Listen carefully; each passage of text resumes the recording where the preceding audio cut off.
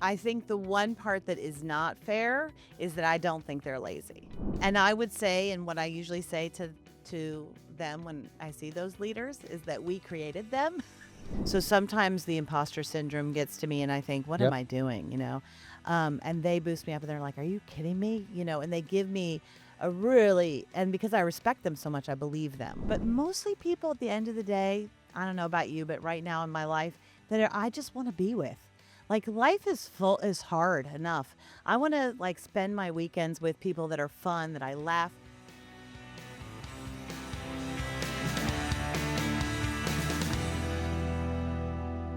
Welcome back to the New York Leader. I'm George Janson. I'm an executive coach, Vistage chair, and founder of Honest Insights. Each episode, I sit down with accomplished leaders, entrepreneurs, and executives to uncover the lessons and leadership insights that can help make all of us better leaders. If you're enjoying these conversations, please subscribe, leave a review, and share the show with another leader. Today's guest has one of the most unique leadership journeys I've encountered. Christine Courtney is president of the Leadership Program and Leadership Development Partners. She's an executive coach, keynote speaker, facilitator, podcast host, soon to be author, and a whole lot more, I bet. What makes Christine especially interesting is that she didn't start in business. She actually started in theater. And along the way, she discovered that many of the skills that make great performers also make great leaders. Today, we're talking about communication, executive presence, younger workers, and a whole lot more. Christine, welcome to the New York Leader. Thank you. Pleased to be here. So, Christine, for those who aren't familiar with your work, could you please give us a CNN headline for the leadership program and the leadership development partners? You're laughing already. What did I I say? am. I'm laughing at myself because when I know that you're coaching me, George, even in this, because as your listeners will know, I can spin a yarn. So I will try to keep a headline for you. Okay. Anyway, and I'm a laugher, but I will say that we help our biggest business, the leadership program, helps young people in the most underserved communities mainly step into leadership long before they have that title. So we're giving them leadership experiences, whether that's after school programs, whether that's taking and what we generally hire, which is actors, dancers, singers, musicians, athletes, train them in leadership skills, put them into, let's say, the toughest schools in New York, and because they are so ultimately engaging and exciting and caring about these young people, we really see them build confidence, the communication skills, connect into their sense of purpose. And then with leadership development partners, what we do is we do the same thing, but for companies, because what we found just organically by working with young people is that we started working with teachers and then principals and then the school safety agents. And then they told their spouses who were in business. And then we started working in business I'd say about 15 years ago now. And so what we find is people are people and everybody wants to connect more with others, get better at how they communicate and feel like they have a clearer sense of who they are in this world and what they want to get out of it. So, you just said you work with everyone from students to CEOs. So, what's the common thread? Humanity. I think that it was amazing to me because I thought what we did was uniquely for young people originally. And so even myself, I would go in, I was one of those actors who needed a day job, right? And I was terrible at waiting tables. And so all of a sudden someone said, you should go in the classroom. We have this teaching artist, it's called, right? There's a whole batch of them, many of them I hire now, but I was one of those. And when I went into schools and I thought, oh, I can connect with young people. And then I thought, oh, I could only connect with the little ones. They're so cute. And then I'd go into middle school and I'd be like, oh, these guys are great. They're at the intersection of like growing up and being a kid. And then someone said, well, can you take a high school program? And I was scared. And then I did it and I was like, oh, these are awesome. They're searching, they're seekers, they're trying to figure out who they are in this world. And then pretty soon started working with the teachers and I was like, it's the same. And now that I'm in corporate businesses, some of the biggest, and I'm just amazed. I was in Orlando last week doing hosting for a big conference for tax auditors, right? With one of the big four. And I couldn't believe how it's the same. We do the same activities. They want to connect. They want to have fun. They want to get better at all the stuff they don't teach in school generally. They learn how to do tax, but they don't always learn how to communicate, how to lead teams, how to manage people. I love that you mentioned fun, and you and I talked about this on our pre-call that even the most senior of CEOs, chairman of the board, they want to have fun as well. And that's how people Exactly. learn the best is to have fun. It's true. And people are starting to see that now. Like they're starting to see there's a lot of science coming out about that, about how the brain lights up. So I think people are more open to it than they have been in the past. I told you with some of my Vistage groups, I try to incorporate some fun activities. So we've used pipe cleaners, we've used clay for people to really create a model of something important that's happened for them in the past month. And I can see some of them silently rolling their eyes, some not so silently. And then by the end of it, they're all smiling, right? Exactly. And what a perfect thing, George, to do that with CEOs because you actually tapped into something that I've found is that they're all builders. In some way, those folks are building companies. And so for you to put actual tangible things that they're building a model, that is tapping into something that they're already really good at, even though they may have forgotten that. Oh, thank you. So you've spent more than 30 years, Christine, facilitating groups and helping to develop leaders. So I'm curious when you walk into a room, what are you noticing that most leaders miss? I think that leaders are very focused on what their goal is. Mhm. So I think what I have finally realized that is my special sauce is that when I walk into a room, I have my goals of what I want to get done, of course. But really I am in that room looking around, observing and trying to make small connections with people before we even start, just as humans. And I think that that energy is what certainly I feed off of, but I think what I hear back from them is what they feed off of too. And I think sometimes the leaders that I coach or that I see sometimes miss that step because it's scary. It's like stepping into the abyss. And I had someone tell me this once, and he actually worked for me. Brilliant guy. He was an actor also, but he then was a social worker, and now he ran a lot of programming out in California. Um, but he basically said to me one time, he goes, "Why?" I said, "I'm nervous, Chris, before this meeting. I'm just nervous. It's a big group. I don't feel I was my own company, but I was nervous You about what I had to nervous? tell I them." don't see Yes, that, Christine. I was so nervous. And I thought, "Oh, I don't know." And he said, "Christine, don't worry about it." He goes, "Just be present in the room, breathe in because these are great people and you're a great person. And ultimately, everybody wants to get something out of this meeting. So the way you can mess it up is to just push through with whatever you have to get done. But whenever you just breathe in the space, trust that it's going to be great." And that's true. The only time it's not been great is when I haven't been able to do that. So, have you ever done Amy Cuddy's power pose? 100%. Oh my god. I'll tell you a story about that.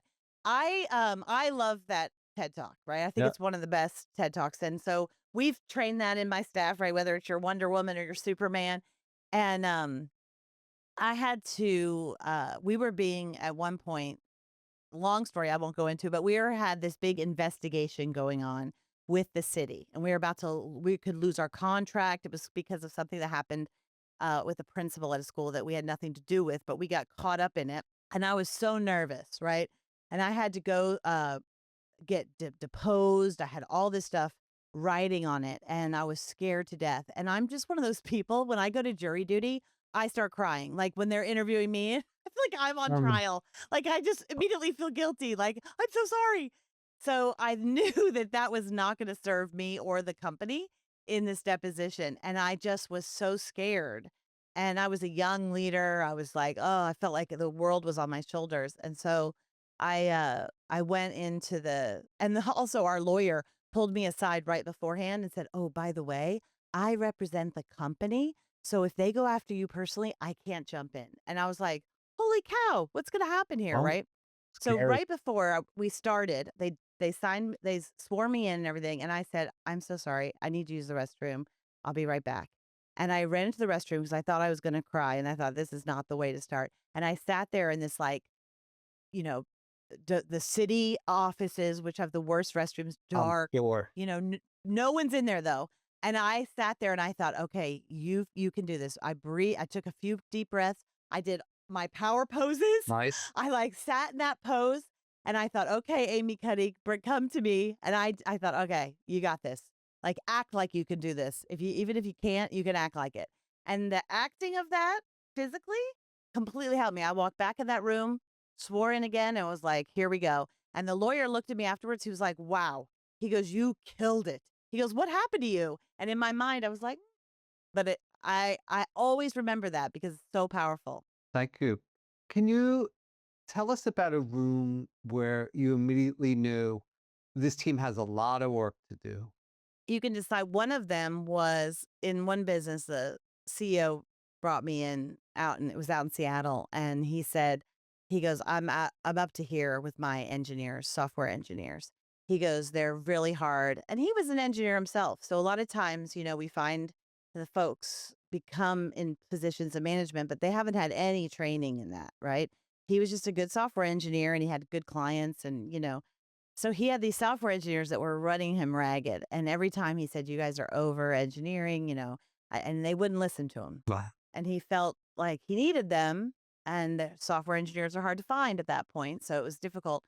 And one of the things we did was instead of talking about these problems, which I find, that wasn't working with him. So I said, okay, we're going to do something. And I came in, divided them into groups. I knew who the troublemakers were, so we put them in one group, right? So that they can be trouble with each other. And gave them just tons of newspaper, masking tape, and told them that they were in a competition to build the tallest freestanding tower, and they could only use the tape and the newspaper print. Something we had done with kids forever, right? And all of a sudden, these guys, you talk about engineer. I love engineers. They immediately their minds Of start course. working and they're trying to build this and it's competitive, right? They're standing on desks, so they're reaching light poles and they're asking every million question to make sure they have the right stuff.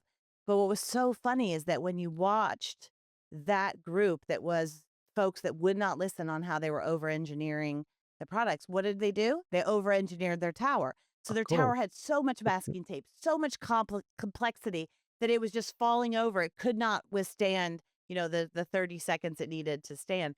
And so that allowed them to say, when we processed it, we didn't point that out to them. They noticed it, went, oh my God, we over engineered this. And they had this like aha in a fun way, light way that allowed them to look at how they are in work without judging themselves too much and without being defensive. And so to me, that was like a win-win because I thought, oh, this is going to be a tough crowd. I'm familiar with that exercise. There's something like it called the Marshmallow Challenge. And I read a study in HBR that children build taller towers than adults for the very reason you talked about, because they don't over engineer. They get right to it. Whereas the Oh, CEOs spend 5 or 10 minutes strategizing. that's so funny. Interesting. I have to read that article. I'll send it to you. So, I wanted to talk a little bit about younger workers, leadership, the next generation of talent that's coming up. And one thing that comes up a lot that I hear from leaders is younger people are lazy. They need constant feedback. They don't want to come to the office. They expect promotions and raises too quickly. Fair? I think a lot of that is fair. I think the one part that is not fair is that I don't think they're lazy. All the rest is can be true. And I would say, and what I usually say to them when I see those leaders is that we created them, many of them, and they laugh because they know this. Many of the CEOs are my age or older. I'm 55. And those are our kids. Like we know this about our young people, and so we can't expect them to go into the world of work and be any different than how we raised them at home.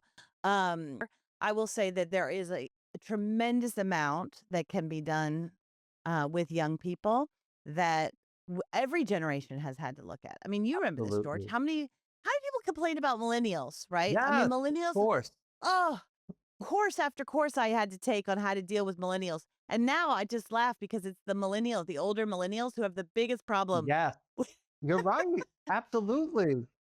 And I think there are some things that can be done. I think one is that a lot of the Gen Zs coming into the workplace right now were massively affected, whether we like to realize it or not, from COVID. Yep. Because even though COVID was a relatively short period of time, where it happened to hit them, and we saw this in the education system, because I've worked with the largest education system in the world here in New York City. But what we saw is that they were missing, the ones that are coming into the workplace now were missing that really important time in adolescence where you are taking risks. You're getting rejected. You're asking somebody out on a date. You're wanting to be friends.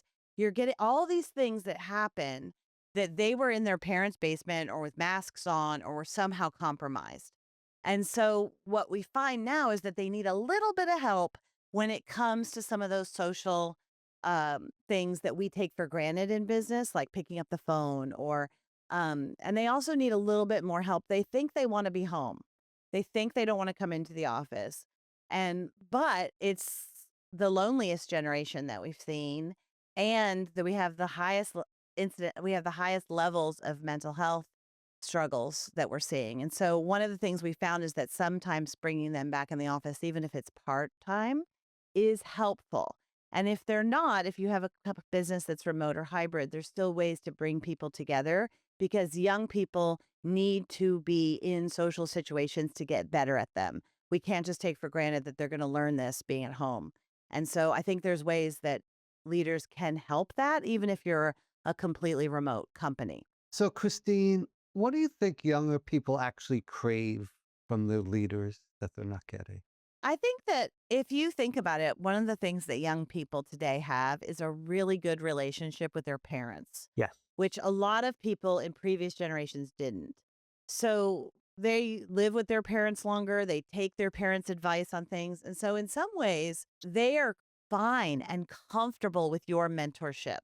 They appreciate an older person giving them advice. It's not like my generation, Gen X. We were like, anti any of that. And so sometimes we put that on to, though they don't want us to be in their life in that way. And that is, I have found that to not be true. My daughter, when she's a server in a restaurant, this poor guy that is the chef owner, she's texting him about TV shows. I mean, they have a different, I would never have done that with my Right. boss Oh my God, exactly. You were in fear, right? ever. But once she was able to break that boundary, which I think is a boundary with him, she all of a sudden is like, "Oh, I get him now. If he can't tell me all the time that I'm doing a great job, I know it's because he's limited, or whatever." They have just a vocabulary that is so much higher than ours when it comes to social emotional learning and social emotional ways. They regularly talk about emotional intelligence being a thing, even if it's in the dating world. And so the good part about them is they know this and they really want to connect and they want to get better, but you are going to have to initiate it. And I tell leaders this all the time that look, they don't have initiative like we did. They just don't. And there's many, many reasons for that we could talk about, but most of it has to do with parenting, right? And I'm one of those parents. We did a lot for our kids that we didn't have done for us. We wanted to be better parents.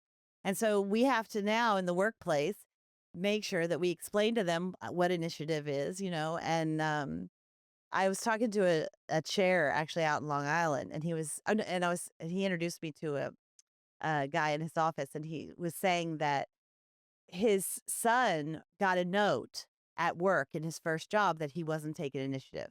And he asked his dad on the porch one day, he said, "Dad, what does that mean? Like, what is that? I'm worried I'm going to get fired."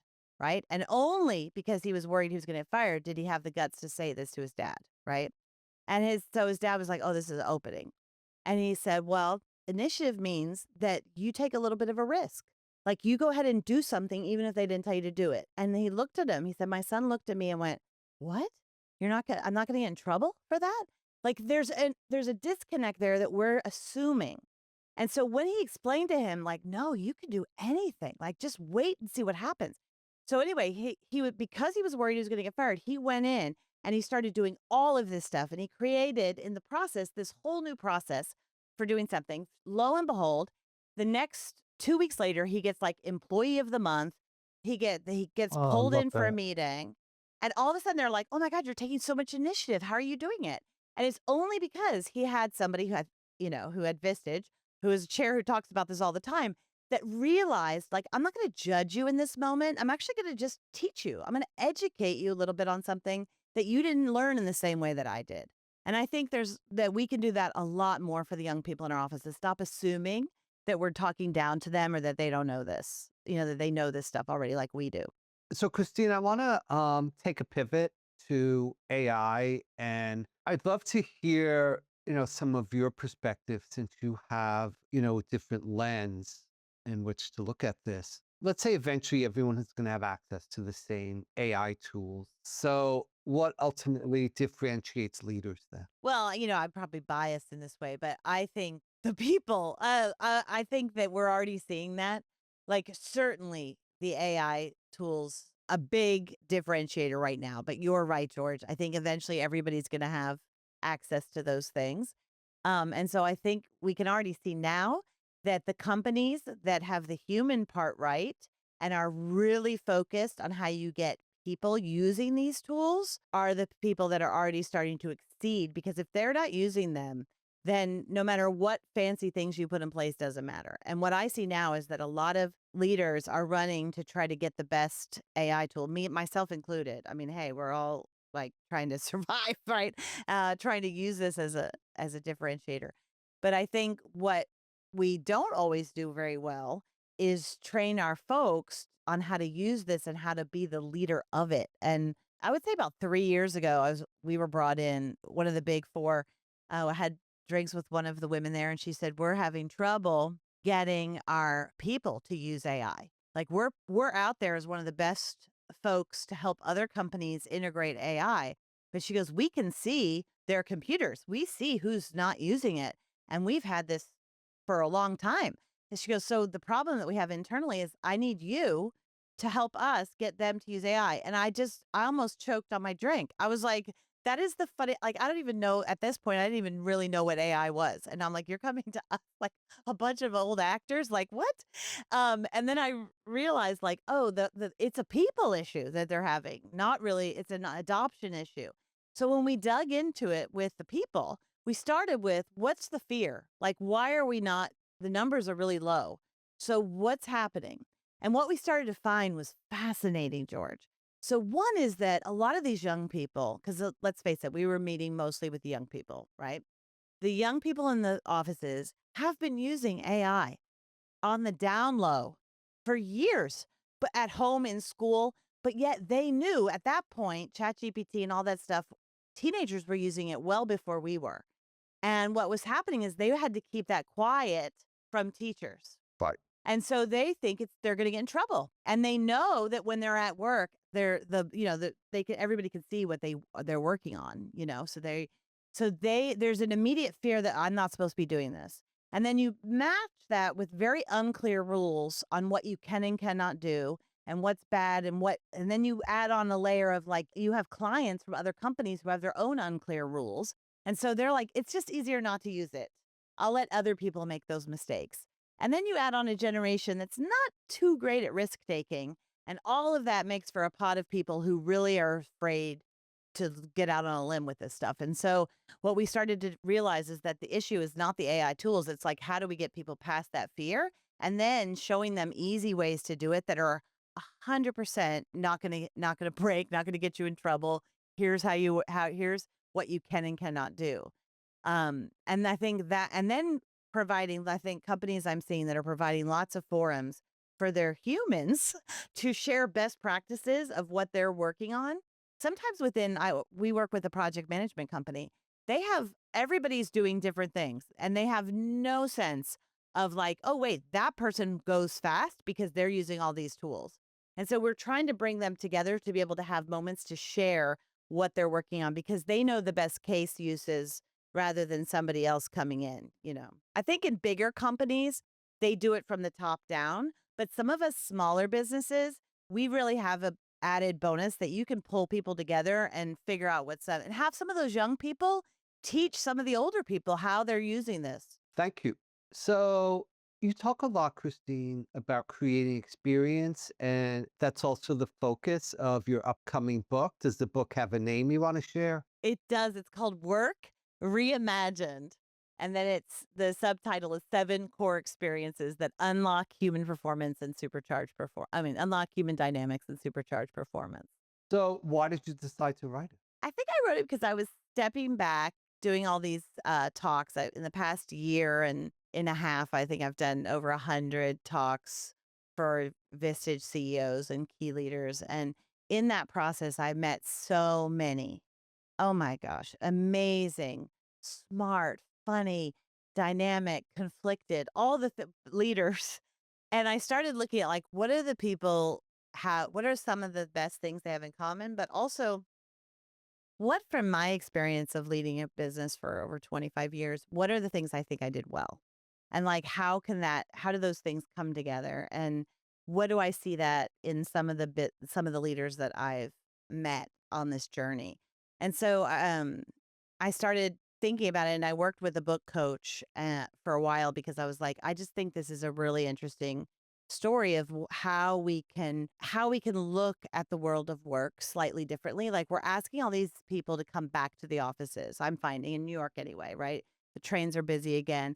But what we're not doing is changing the way it looks. Essentially, people are walking back into cubicles, frustrated that they're not connecting. And so I'm suggesting that there are ways that we can train our managers to have more engaging meetings, to make work a place where that connection of being together is the differentiator, Uh, not just that we could be home sitting on our Zoom rooms. I mean, Share with us that's one of good. the 7 ideas.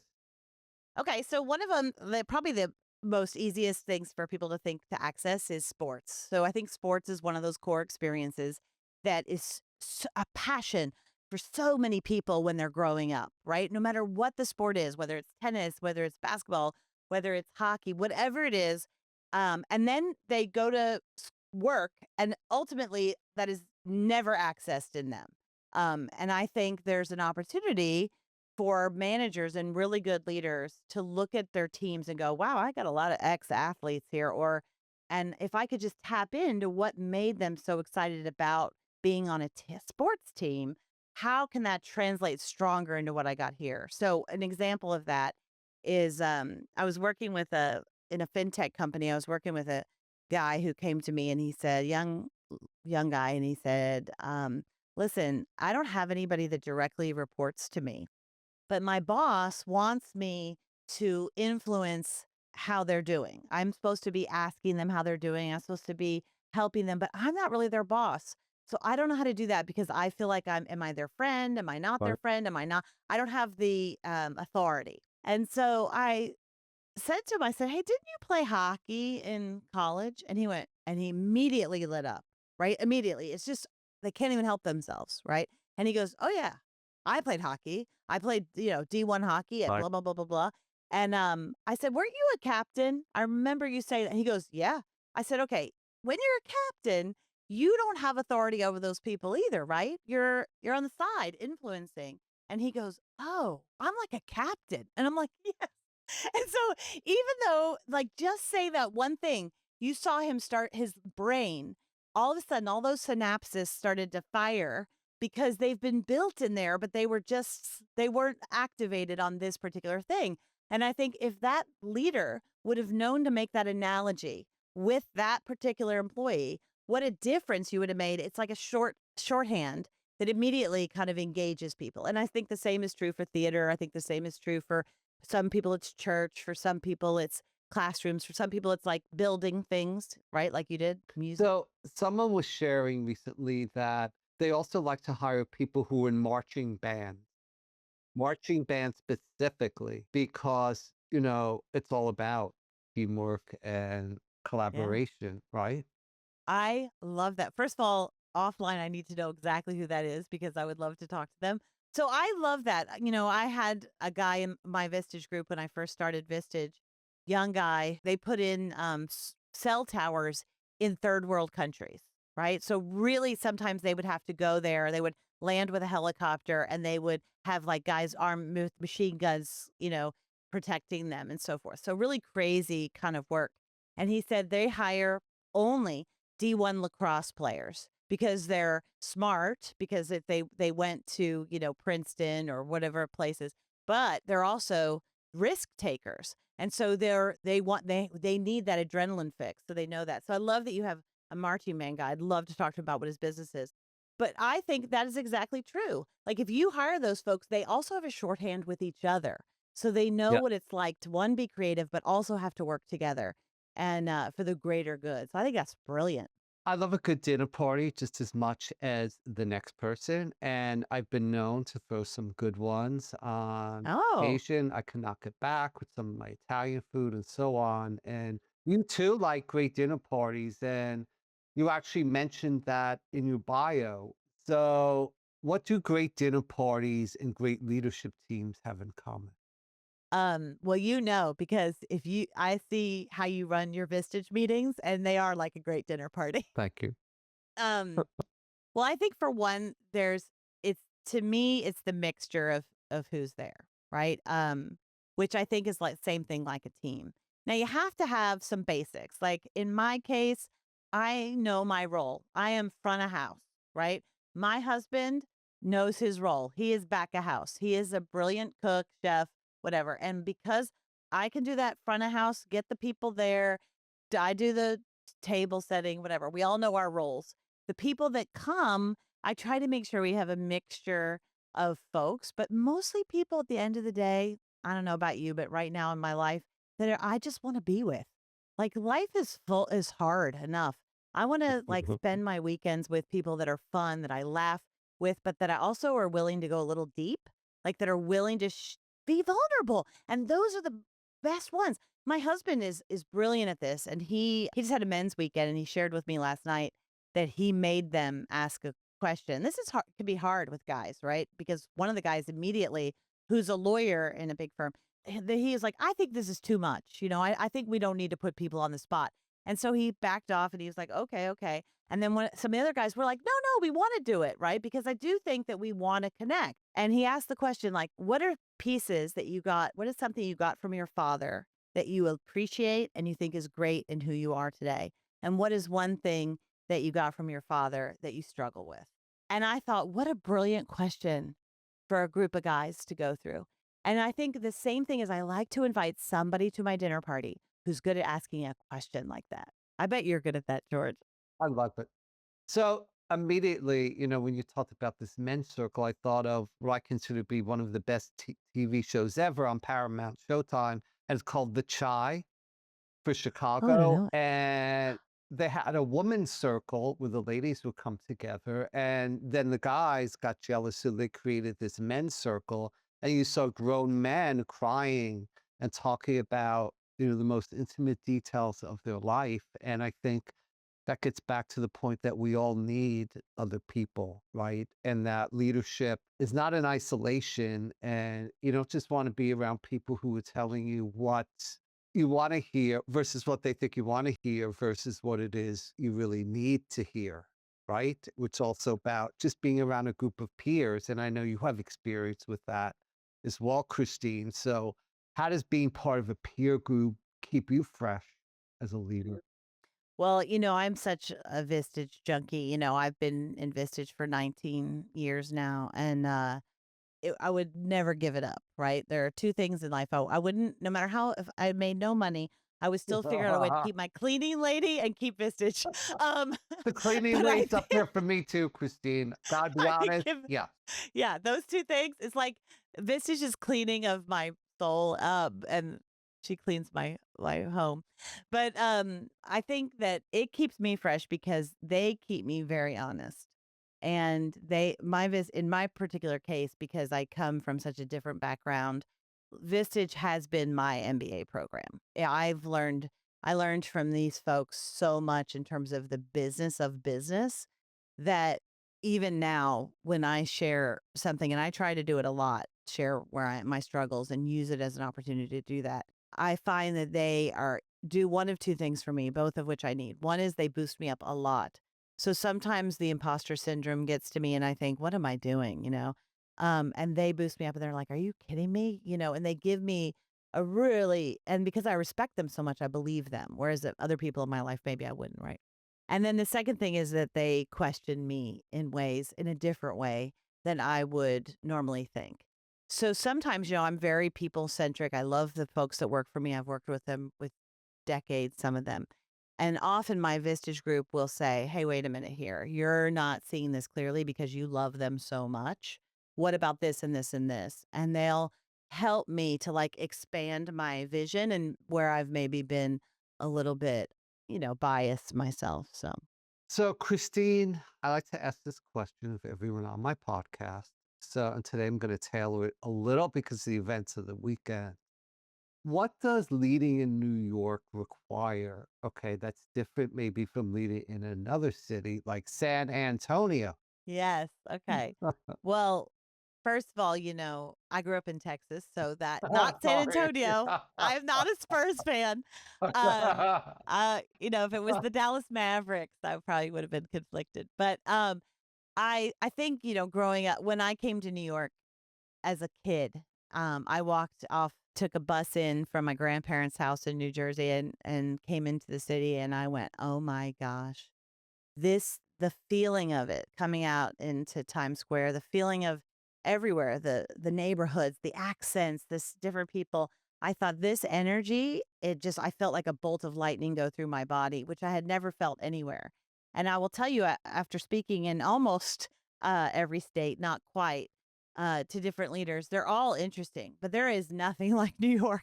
I mean, you have to have a certain level of energy to succeed here, and to me, it fueled my energy. But to others, it can deplete it, right? To Buy it. others, they are like, not for me. But for me, I feel like I plug in and I get this like bolt of energy just walking through the city. I mean, my kids are 21 and 19 and they're having a ball going to all these Knicks parties and stuff. But I mean, I couldn't do that right now, right?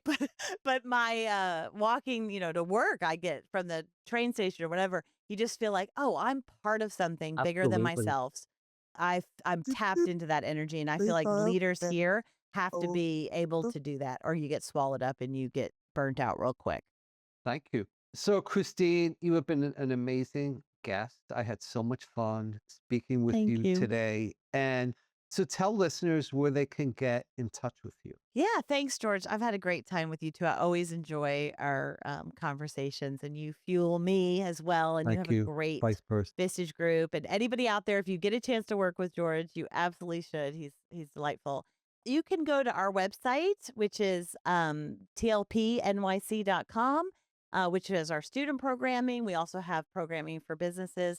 And if more specifically, if you want to look at what I do with keynote speaking and executive coaching and things like that, you can go to what we say ledevpartners.com, LEDEV partners.com. And that's there. And the book's coming out in the end of September. So I'm looking forward to that too. Great. I'll have to have you back on to Yes. talk about it. And so, thanks to all of you for listening to the New York Leader.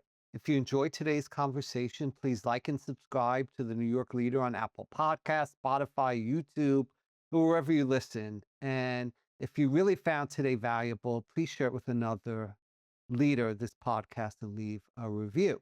If you need to get in touch with me or would like to get in touch with me, rather, I'm at george.janson, Janson, at Vistagechair, Vistage, chair.com. And again, leadership can be lonely, but it doesn't have to be.